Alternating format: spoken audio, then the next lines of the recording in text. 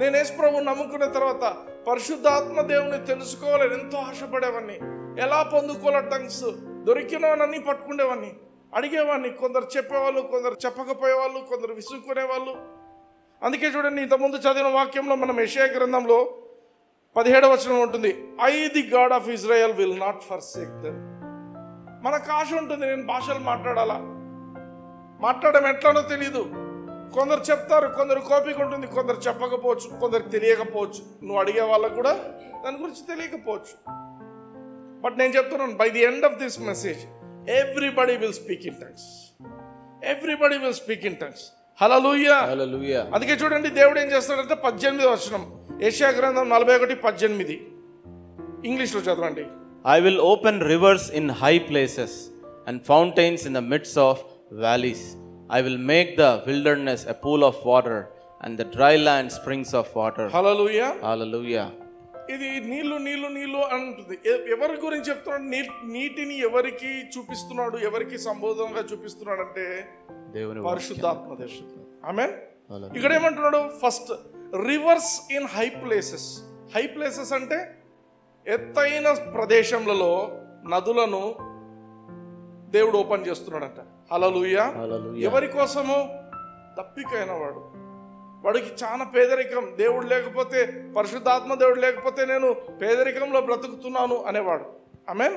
పరిశుద్ధాత్మ దేవుడు లేకపోతే నాకు చాలా కష్టము, నేను సక్సెస్ఫుల్గా బ్రతకలేను అనుకునేవాడు. ఇప్పుడు చూడండి, హై ప్లేసెస్లో రివర్స్ వస్తున్నాయంట. Hallelujah. Rivers in high places. Fountains in the midst of valleys. Valleys అంటే లోయలు కిందికి ఉంటాయి. గమనించండి, హై ప్లేస్ ఎత్తైన ప్రదేశము, లో ప్లేస్ వ్యాలీ. వ్యాలీ అనేది చాలా లోతైన ప్రదేశం. ఆ లోతైన ప్రదేశంలో ఏమంట? ఫౌంటైన్స్. ఫౌంటైన్స్ అంటే ఊటలు. ఆమేన్. థర్డ్ థింగ్ ఏమంటున్నాడు? I will make the wilderness a pool of water. అడవి. విల్డర్నెస్ అంటే మనుషులు ఉండనటువంటి ప్రదేశం. మనుషులు ఎందుకు ఉండారంటే నీళ్లు లేవు కాబట్టి. నీరు అనేది లేకపోతే మనుషులు ఉంటారా? అక్కడ ఉండరు. నీరు ఎక్కడ ఉంటుందో అక్కడికి వెళ్ళిపోతారు. సో మనుషులు లేని ప్రదేశంలో నీవు ఆశ నాకు ప్రభా నన్ను నింపు అనేటువంటి ఆ పరిస్థితి నీలో ఉంటే, డ్రైనెస్లో ఉంటే, దేవుడు ఏమంటున్నాడు? I will make pools of water. And 4వది ఏమంటున్నాడు? Dry land springs of water. Dry ఎండిపోయిన నేలను స్ప్రింగ్స్ ఆఫ్ వాటర్. హల్లెలూయా. అంటే ఏమర్థము? పైన నీళ్ళే ఉన్నాయి, కింద నీళ్ళే ఉన్నాయి, చుట్టూ నీళ్ళే ఉన్నాయి. ఆమేన్. ఆ దప్పికి కొనిన వ్యక్తి ఎక్కడున్నాడు? ఆ నీళ్ళ మధ్యలో ఉన్నాడు. Hallelujah. Immersed, he's immersed in water. అంటే ఏమర్థము? మునిగిపోయింది. అంటే ఏమర్థము? ఇమ్మర్షన్ అనే పదం దేనికి వాడతాము? బ్యాప్టిజం. బ్యాప్టిజం అనే పదము బ్యాప్టైజోస్ అనే పదం నుంచి వచ్చింది. అంటే ఇమ్మర్షన్, ముంచడము. అంటే నీకు నీళ్లు తాగాలి, నాకు దప్పిక అవుతుంది అని నువ్వు దేవుని దగ్గరకు వస్తే తాగడానికి కాదు, మునగడానికి, స్విమ్మింగ్ చేసుకోవడానికి, అన్నిటికీ దానికి ఇచ్చేస్తున్నాడు. Hallelujah. This is one instance where God is showing that he is a God who is going to fill everybody with the Holi spirit of God. Hallelujah. పరిశుద్ధాత్మ దేవునితో నింపటానికి దేవుడు ఇష్టపడుతున్నాడు అని చెప్పే మాటలు ఇది. ఆమేన్. ఆమేన్. ఆమేన్. అర్థమవుతుందా? సో వాటర్ అనేది చాలా ఇంపార్టెంట్. వాటర్ అనేది చాలా ఇంపార్టెంట్. ఒక మనిషి జీవితంలో, ఒక మనిషి శరీరంలో నీరు ఎంత శాతం ఉంటుంది? Science students 60 to 70% will be water. 60 to 70% అంటే నీ శరీరంలో ఉండే మ్యాక్సిమం వాటరే ఉండేది. వాటర్ తగ్గిపోయింది అనుకోండి, ఏమవుతుంది? డీహైడ్రేషన్ అంటారు. డీహైడ్రేషన్తో చచ్చిపోయిన వాళ్ళు కూడా ఉన్నారు. ఆమేన్. అర్థమవుతుందా? డీహైడ్రేషన్తో చనిపోతారు. జస్ట్ లైక్ నీ శరీరానికి నీరు ఎంత అవసరమో, నీ ఫిజికల్ బాడీకి నీరు ఎంత అవసరమో, నీ ఆత్మకు కూడా పరిశుద్ధాత్మ దేవుడు అంత అవసరం. పరిశుద్ధాత్మ దేవుడు ఒక్కడే కాదు, నీటితో కంపేర్ చేసింది వాక్యంలో. There is one more scripture I want to show you. ఎఫెసీయులకు రాసిన పత్రిక 5:26 చూడండి. నిర్దోషమైనది గాను మహిమగల సంఘముగాను ఆయన తన ఎదుట దానిని నిలవబెట్టుకొనవలెనని వాక్యముతో ఉదక స్నానము చేత. వాక్యము అనేది ఏంటి? ఉదక స్నానం. స్నానం దేంతో చేస్తారు? నీళ్ళతో చేస్తారు. ఇంగ్లీష్లో ఉంటాడు చూడండి, washing of water by the word. అంటే నువ్వు దేవుని వాక్యం వింటున్నప్పుడంతా కూడా యు ఆర్ బీయింగ్ వాష్డ్. నువ్వు వాక్యం చదివేప్పుడంతా you are taking a shower. Hallelujah. అర్థమవుతుందా? అంటే నీ జీవితంలో పరిశుద్ధాత్మ దేవుడిని దేవుడు వాటర్తో కంపేర్ చేశాడు, దేవుని వాక్యాన్ని కూడా వాటర్తో కంపేర్ చేశాడు. ఆమేన్. అంటే నీ స్పిరిచువల్ లైఫ్ కు పరిశుద్ధాత్మ దేవుడు, దేవుని వాక్యము రెండు కూడా చాలా ఇంపార్టెంట్. ఏది తక్కువైనా డీహైడ్రేషన్ జరిగిపోయి ఆత్మీయ జీవితంలో చచ్చిపోయిన పరిస్థితి వచ్చే అవకాశం ఉంటుంది. హల్లెలూయా. ఆమేన్. సో అందరు చెప్పండి, word of God, spirit of God, word of God, spirit of God. Both are important for మీ.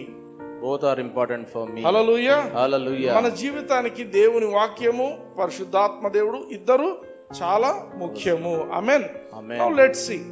ప్రభువా నాకు చాలా ఆశ ఉంది, నన్ను నింపు తండ్రి అంటుంటారు. టంగ్స్ లో మాట్లాడరు కొందరు. ఎంత ఆశ ఉన్నా కూడా మేము టంగ్స్ లో మాట్లాడలేకపోతున్నాము అనే వాళ్ళు ఉంటారు. ఆమేన్. చేతులు ఎత్తండి, అవన్నీ అవసరం లేదు. But you know what you are doing.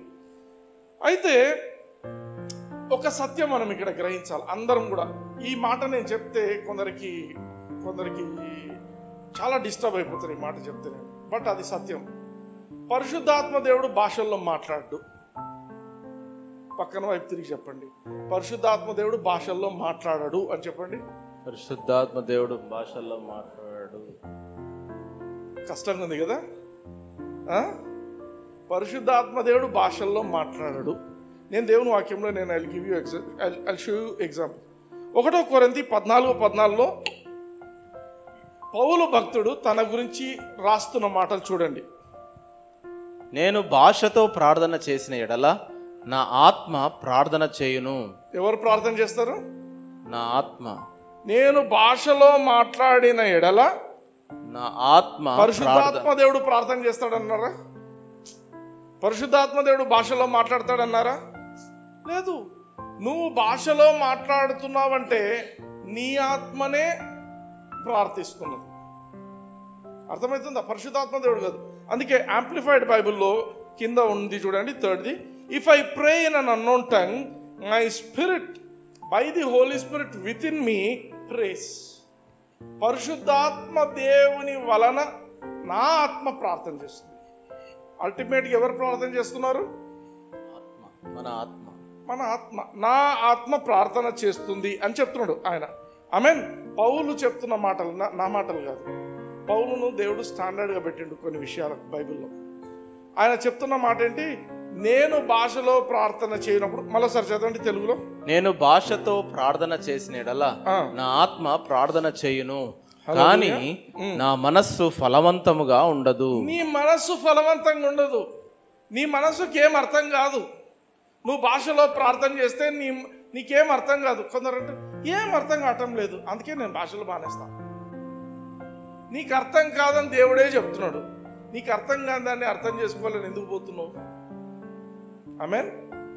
భాషలు అనేది దేవుడు ఒక క్రైస్తవునికి ఇచ్చినటువంటి అడ్వాంటేజ్.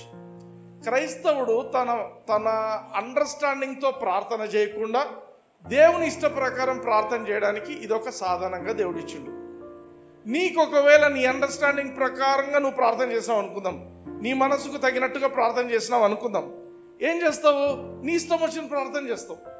ప్రభా నాకు ఆ పిల్లోడే కావాలా, ప్రభా నాకు ఆ పిల్లోడే కావాలా, ఆ పిల్లోడే కావాలా. దేనికి? తర్వాత ఆ పిల్లలతో తన్నులు తినడానికి చేస్తుంటారు. ప్రభా నాకు ఏమైనా కావాలి, ఏమవుతుంది? కోట్ల చుట్టూ తిరుగుతుంటారు. ఎందుకు చెప్తున్నాను ఈ మాటలంటే, దేవుని యొక్క పరిపూర్ణ చిత్తము మన జీవితంలో జరగాలంటే భాషలు చాలా ముఖ్యము. రోమీలకు రాసిన పత్రికలో ఒక మాట ఉంటుంది, there are 3 kinds of will. Be not conformed to this world, but be transformed by the renewing of your mind, that you may prove what is the good, the acceptable and the perfect will of God. 3 wills. దేవుని ఉత్తమమైనది, అనుకూలమైనది, తర్వాత సంపూర్ణమైన దేవుని చిత్తం. 3 చిత్తాలు ఉన్నాయి. నిన్ను నీ ఇష్టం వచ్చినట్టు ప్రార్థన చేయంటే ఏం చేస్తావు? నీకు ఎట్లా ఇష్టమో అట్లే చేసుకుంటూ పోతావు. అదేమైపోతుంది? పర్మిసివ్ విల్కి వెళ్ళిపోతుంది. Permissive will. బిలాం అని ఒక ప్రవక్త ఉండే. ఆ ప్రవక్త పరిస్థితి ఏంటంటే, ఎదుటి శత్రు దేశస్తులు వచ్చి ఆయనకు డబ్బులు ఆఫర్ చేసిండు. నువ్వేం లేదు, ఒక మాట మాట్లాడు, వాళ్ళను ఇశ్రాయేలును శపించు. డబ్బులు చేసేసరికి ఆశ అయింది.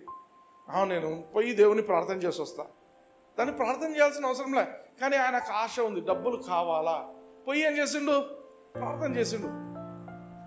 దేవుడు వద్దన్నాడు. మళ్ళీ వచ్చి దేవుడు వద్దన్నాడు అని 2 సూట్ కేసులు తెచ్చింది. సరే ఏం చేసిండు? మళ్ళీ పోతాడు ప్రార్థన, నేను అడిగి వస్తా. 3వసారి ఏం చేసిండు దేవుడు? సరే పోరా అన్నాడు, పంపించాడు. అంటే డబ్బులు తీసుకొని పోమని కాదు దేవుని ఉద్దేశం. దానివల్ల ఏమైందంటే వాడిని చంపేటువంటి, ఆ ప్రవక్తను చంపేటువంటి ఒక దూత సిద్ధంగా ఉన్నాడు అక్కడ. గాడిద మనిషి స్వరంతో మాట్లాడుతుంది ఆ యొక్క బిలాం అనే ప్రవక్తతో. అందుకే ప్రతి పర్మిసివ్ విల్ కూడా it is always dangerous for your life. దేవుని యొక్క పరిపూర్ణ చిత్తం తప్ప మిగతా అన్ని చిత్తాలు కూడా ఒక క్రైస్తవునికి చాలా భయంకరమైన పరిస్థితులు తీసుకొస్తాయి. ఆమేన్. అటువంటి పరిస్థితులు రాకూడదనే దేవుడు ప్రత్యేకంగా ఈ యొక్క భాషలు అనేది ఇంట్రడ్యూస్ చేసిండు. హల్లెలూయా.